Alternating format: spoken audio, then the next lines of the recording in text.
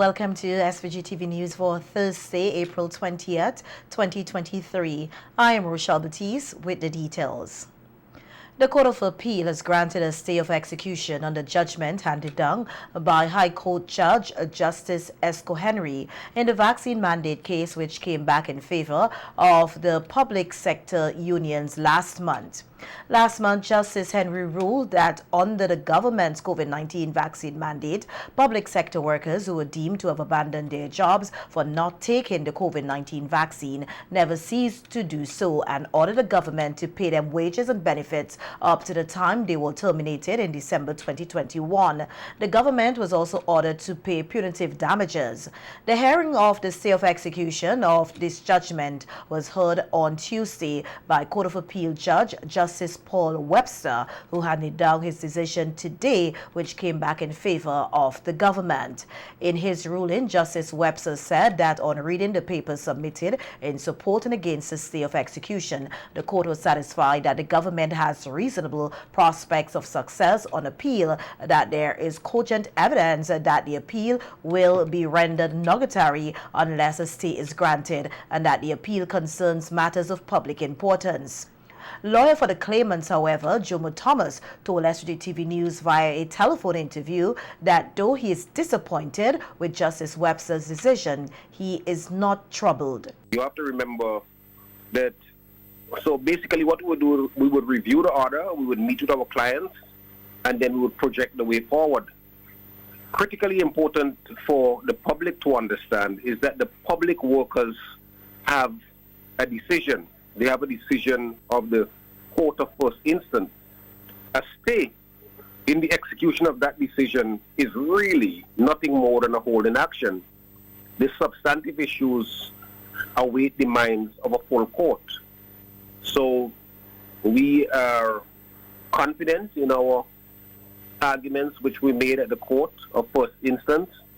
We are confident, as we always were, that the decision of Justice Henry would be upheld. In response to Justice Webster's position that the court is satisfied that the government has reasonable prospects of success on appeal, Thomas says while they respect the judge's decision, they will vigorously pursue the appeal. And we would be arguing before three judges, one of whom may be Justice Webster, and we are hoping to persuade at least two of them that Justice Henry's decision was sound in law. In terms of the way forward now, what's next? As I said, we would review the decision. There's not much to review in terms of what Justice Webster said. He said he looked at he has read all of the documents before him, and he thinks that the government has met the threshold for a stay. So we would review that. We would meet with our clients. We would tell them what we perceive to be the way forward. And we will await their directions as to how to go. But I'm sure that once the state had evidenced its intention to appeal, we were prepared to meet that appeal, and we would go forward with the sole intention of prevailing when the appeal is heard. We are hoping that this would be done with expedition, and that the appeal could be heard in July when the court comes here. And head of the SVG Teachers Union, Oswald Robinson, told SVG-TV News, also by a telephone interview, that even though the government was granted a stay on the judgment, the matter has not yet ended. The government cannot say that they were denied justice by the court in granting them a stay. But it just means that this matter, we have great hopes that when this goes to the appeal that we are going to win. If they did not receive a stay, they might have said, well, it's injustice. So we will go forward still, and we will effectively represent our teachers at the next level. I mean, it's sad that the government has to continue to the suffering of our teachers and the rest of the public servants. That is what it boils down to. Because sometimes matters of appeal may take a longer time. And the workers of this country, the public sector workers, have done a remarkable job in the last affair. volcano when they walk in the shelters. The government have not yet paid them, and they have imposed a mandatory vaccine policy, which is like a gallows around the neck. Many people are suffering, and they have their children to look after their children's education at university and also right here at schools and colleges in St. Vincent and Grenadines. And receiving a stay from the court is like an extension of the suffering of our people. In other news now, we hear that while there has been several areas of cooperation between Mexico and St. Vincent and the Grenadines over the years since diplomatic relations was established almost 33 years ago, Prime Minister Dr. Ralph Gonsalves is hoping that this relation can be further strengthened with the removal of visa restrictions for Vincentians to visit Mexico more freely. Prime Minister Gonsalves was at the time addressing the handing over ceremony on Wednesday at the National Public Library for a special piece of equipment which will help with the digitization of the National Archives, brought in by the special Mexican envoy, the wife of the Mexican president, Dr. Beatriz Gutierrez Mula, who was here on a one-day visit. Mexicans can come here without visas. I'd like to see that our people can go there and without having to go through the hassle of going to St. Lucia to get a visa, to ease the connection and the cooperation. And it's a lovely place to go, a place of great history, a great of phenomenal culture. You just go to Miami and you just go down there to Mexico City. Of course, the alternative ways, you can go from here to Trinidad to Panama and then across to Mexico, or you can go from here with Conviasa to Cuba and from Cuba to Mexico, and so on and so forth. There are different routes which you can take, and we want to encourage Mexicans to come to St. Vincent and the Grenadines to enjoy this secret, which we are publicizing very much. Prime Minister Gonsalves noted at yesterday's handing over ceremony that the relationship between SVG and Mexico was deepened immensely since his Unity Labour Party came to office. SVG and Mexico established diplomatic relations in 1990. And following the CARICOM Regional Symposium on Violence in Trinidad and Tobago, Prime Minister Dr. Ralph Gonsalves on Tuesday evening went on to Venezuela, where he was engaged in several discussions with officials of the Venezuelan government. This is according to the Prime Minister during a news conference today at Cabinet Room. PM Gonsalves said that the discussions were on bilateral, regional and hemispheric matters, including stuff touching and concerning our role as the pro tempore president of the Committee of States of Latin America and the Caribbean. I met with the foreign minister and Ambassador Lekowski. I also went to Venezuela to have a conversation with the foreign minister of the Russian Federation, Sergei Lavrov. As you know, Lavrov was doing a tour in Latin America, and you've seen the visit reported, very important visit which he had in Brazil. And President Lula in Brazil was talking about putting together what we call a club of and for peace, club of countries of and for peace, to see if we can have the matter, this war in Ukraine, to see how we can. It's going on too long, and there's too much suffering there by the combatants. Too much money is spent on it by NATO, lives lost, injuries, dislocations, and the knock-on effect of what is taking place there and the sanctions which follow, the knock-on economic effects, rising prices, rising interest rates, making life harder for people. So it is a matter of great importance. The Prime Minister said he also had a discussion with the Foreign Affairs Minister of the Russian Federation on the question of peace, and that the outcome of the meeting will be reported to his colleagues in CARICOM and CELAC. We had a discussion early Tuesday morning in Trinidad, breakfast meeting, CARICOM heads, where we were discussing several issues, and Ukraine and Haiti came on the agenda. And I'd indicated that I was having this meeting, and they were very pleased so that I will report this week to the CARICOM heads. We're having a meeting on Zoom, by Zoom on Thursday evening, 5-6 o'clock. Heads of government meeting. So this would be a question I will report as to on the discussion which I had with Mr. Lavrov, and I'd also report to my colleague heads in CELAC as to that particular discussion. So those meetings were very important with a lot of practical consequences for us there. Sometimes people think that we can just simply take ourselves away from the world.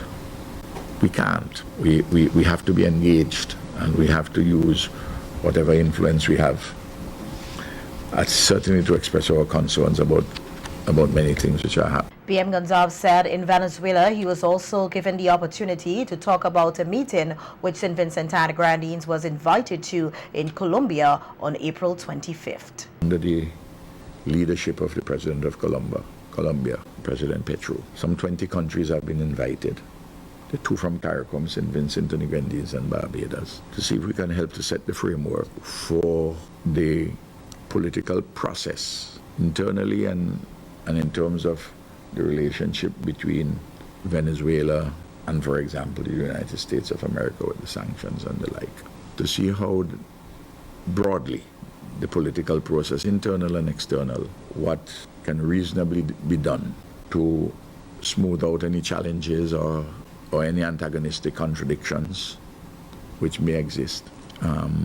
Venezuela, the government of Venezuela and the opposition parties in Venezuela are not part of this discussion. This is just governments. I know the United States has been invited, countries from across the world, and I will take it that this is one of such discussions which will go ahead. St. Vincent and Grenadines has been adversely affected by the sanctions against Venezuela, by the United States, the unilateral sanctions. For instance, annually we used to make 10-15 million, get benefits, 10-15 million US dollars to help us with all sorts of things, including poverty reduction. But once there was a sanction, the sanctions against Venezuela, the entire Petrocarib arrangement was completely undermined.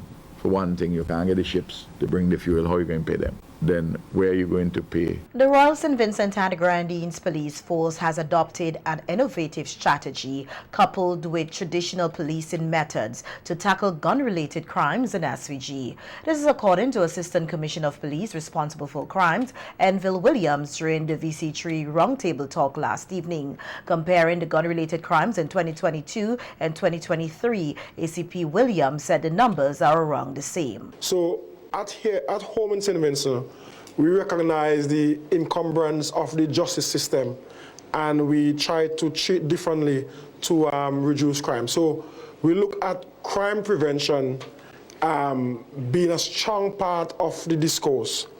So we've increased our community activities, and if you notice, in the last 6 or 8 months, there are more activities from a police youth club standpoint so that we can capture the at-risk youths before they go awry. Because we recognize that the education, the community involvement, and getting the youths before they get to crime is what is important in the discourse. As it relates to the question you asked, when and where, when and how. It's not under control. Crime in St. Vincent is not one to say out of control.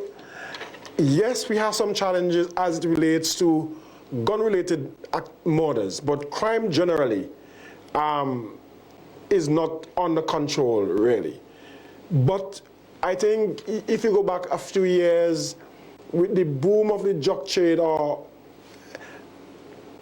people tend to gravitate towards drugs, and its spill-off effect is crime, is gun-related activities. Also on the program was head of the Criminal Investigations Department of the Royal St. Vincent and the Grenadines Police Force, Superintendent of Police, Claston Francis, who said what he has been seeing lately is young men associating themselves with certain groups of people who are influencing them to commit certain acts of violence on their behalf. We have seen this because of the drug trade.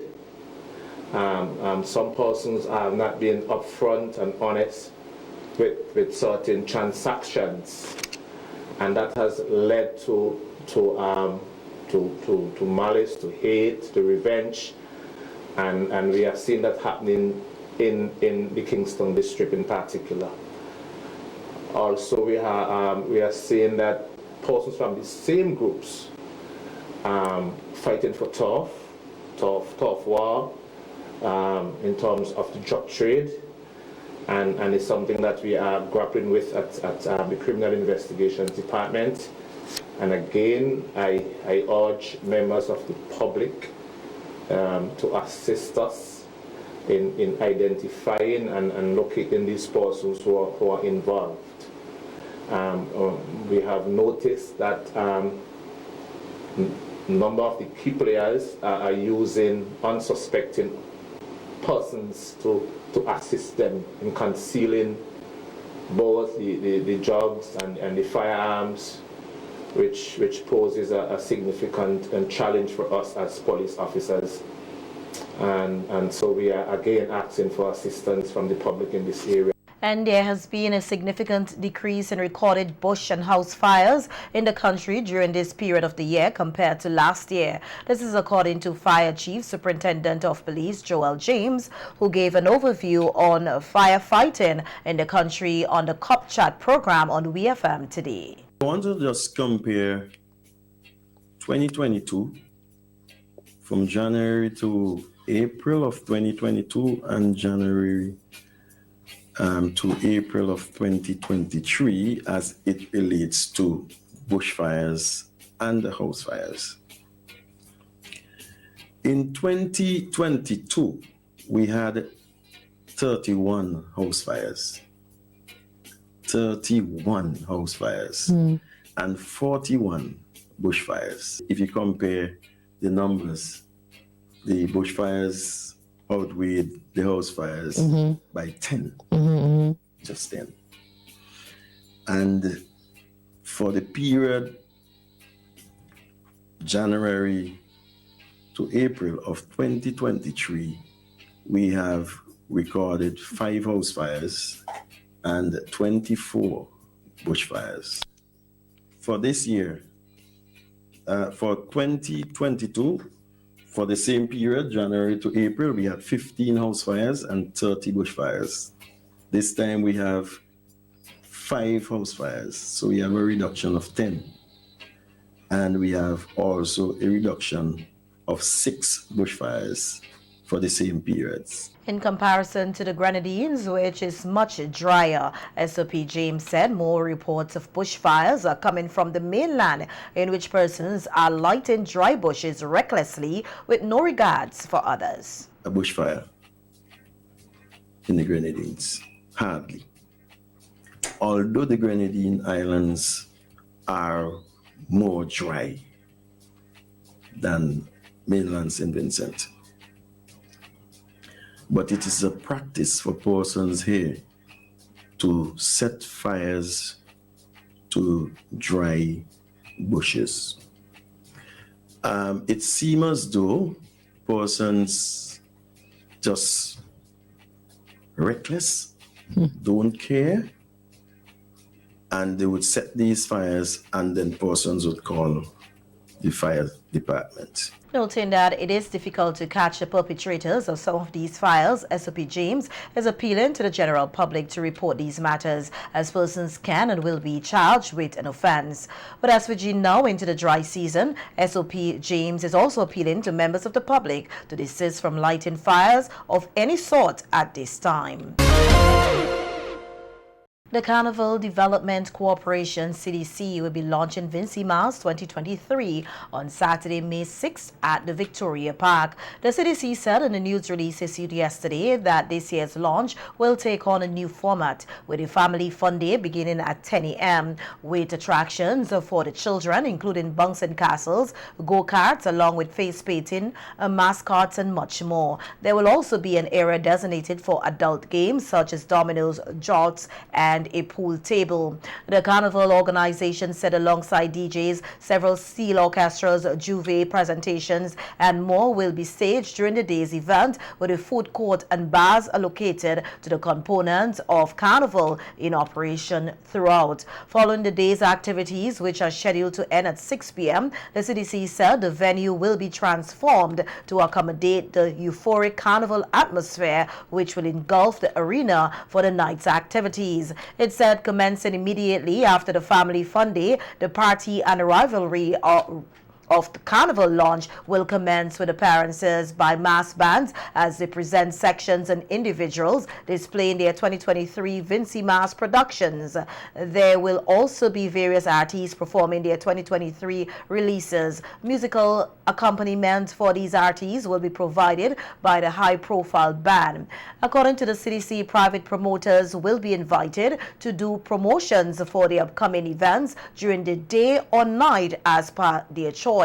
Vincy Mass caravans with whistle stops along the way will also be part of the launch activities on May 6th. One caravan sponsored by Extreme FM will be leaving from Georgetown, while another sponsored by NBC Radio and VC3 will be leaving from Barley. Both caravans are expected to depart at 11 a.m., making stops along their routes, culminating their activities outside Victoria Park during the afternoon.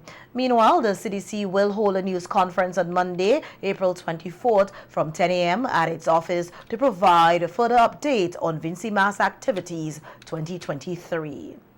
In other news now, we hear that 16 cadet officers took the oath of allegiance and were sworn in at Government House at a ceremony held on Wednesday, April 19, 2023. Governor General, Her Excellency Dame Susan Duggan, said the ceremony was an historic moment as she was honored to be part of the day's event. Her Excellency recognized the St. Vincent and Grenadines Cadet Corps for their commitment and dedication to national development.